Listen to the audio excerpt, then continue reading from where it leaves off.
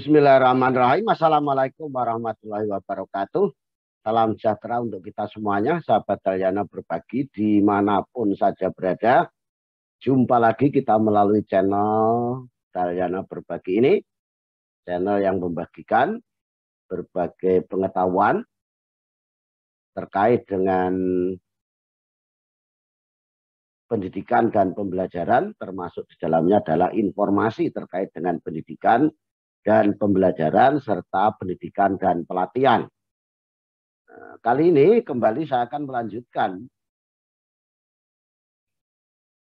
membahas tentang tanya jawab terkait dengan program sekolah penggerak yang sebenarnya ini sudah ada di web program sekolah penggerak di bagian FAQ atau pertanyaan-pertanyaan yang sering ditanyakan.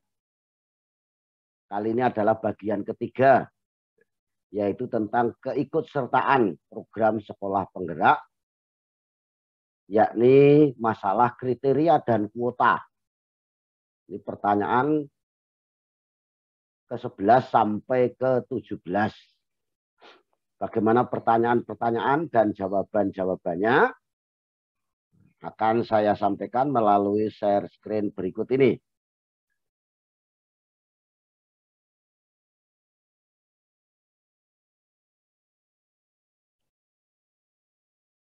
Jadi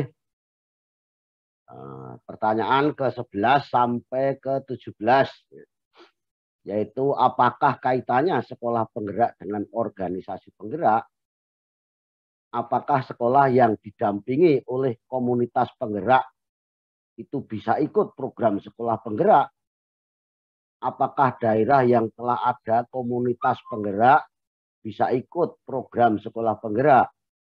Apakah di setiap kabupaten kota ada kuota tertentu terkait dengan jumlah sekolah penggerak? 15. Siapakah yang menetapkan kuota, yang menetapkan sekolah yang melaksanakan program sekolah penggerak itu? 16. Apakah kepala sekolah yang menjadi pendamping guru penggerak bisa menjadi kepala sekolah penggerak? Dan ke-17, apakah kriteria kepala sekolah yang dapat mengikuti seleksi program sekolah penggerak ini? Bagaimana jawabannya? Berikut kami sampaikan jawabannya. Nah, ini kalau di sini kaitannya sudah hilang ya. Jadi kalau di sini judulnya adalah seleksi. Ini apa kaitannya sekolah penggerak dengan organisasi penggerak? Ini ya, jadi bahwa program sekolah penggerak dan program organisasi penggerak itu kedua-duanya merupakan bagian dari strategi atau cara Merdeka Belajar yang memiliki pendekatan yang berbeda untuk tujuan yang sama, yaitu berfokus pada pengembangan atau peningkatan hasil belajar siswa. Jadi kedua-duanya itu, baik organisasi penggerak maupun sekolah penggerak, itu bagian dari strategi Merdeka Belajar yang memiliki pendekatan berbeda, tapi tujuannya sama, yaitu bertujuan fokusnya pada pengembangan hasil belajar siswa. Hanya kalau sebelumnya sudah disampaikan, kalau program sekolah penggerak itu pelaksananya adalah Kemendikbudristek bersama-sama Pemda.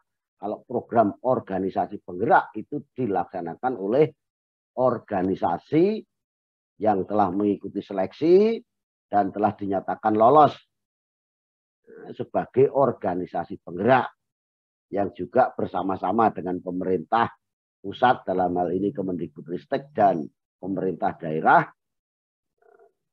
untuk meningkatkan atau mengembangkan hasil belajar siswa di suatu sekolah. Ya, tentu sekolah yang memenuhi kriteria tertentu, yang kemarin juga sudah kita bahas.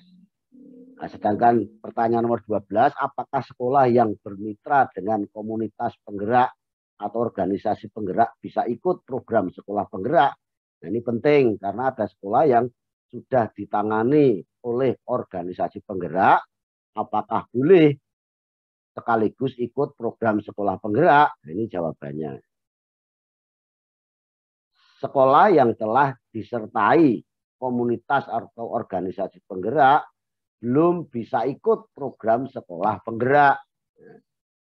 Kenapa? Itu agar tidak mencampur baurkan program yang berbeda di satu sekolah. Jadi agar sekolah itu fokus, kalau sudah ditangani oleh komunitas atau organisasi penggerak ya ikut saja itu, baru nanti selesai program itu, mungkin di tahap berikutnya baru ikut program sekolah penggerak. Demikian juga sekolah yang sudah ikut program sekolah penggerak tidak diperkenankan ikut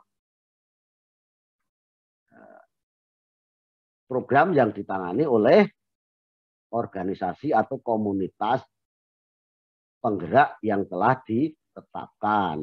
Itu. Jelas ya? Nah, kemudian ke-13, apakah daerah yang telah ada komunitas penggerak bisa ikut program sekolah penggerak? Ini jawabannya, daerah yang telah ada komunitas penggerak tetap bisa ikut program sekolah penggerak, asalkan sekolah yang dipilih untuk menjadi sekolah penggerak itu bukan sekolah yang sudah disertai atau ditangani oleh organisasi penggerak. Jadi pilih sekolah lain yang belum disertai atau ditangani oleh organisasi atau komunitas penggerak. Karena di atasnya tadi kan tidak boleh kalau ikut program dua-duanya. Jadi fokus salah satu.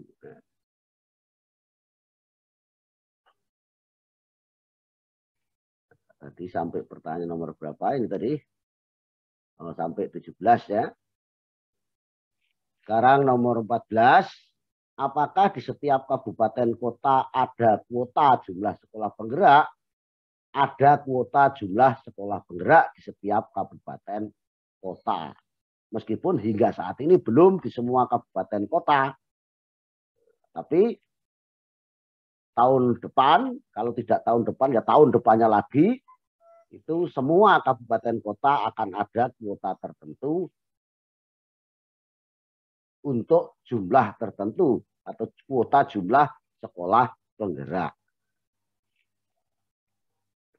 Kemudian siapa yang menetapkan sekolah yang melaksanakan program sekolah penggerak itu?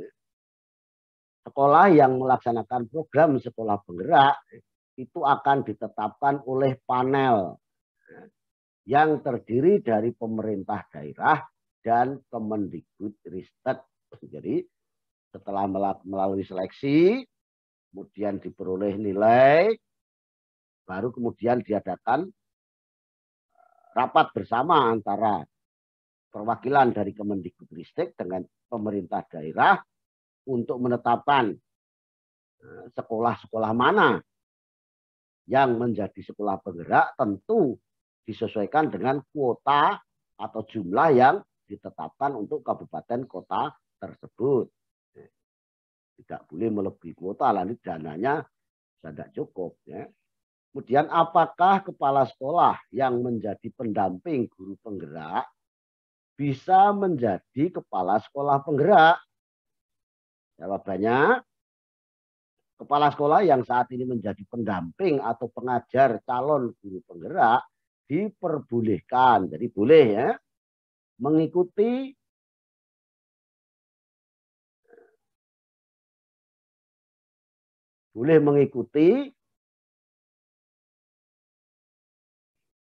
atau menjadi kepala sekolah penggerak asalkan tetap dapat menjaga profesionalisme di setiap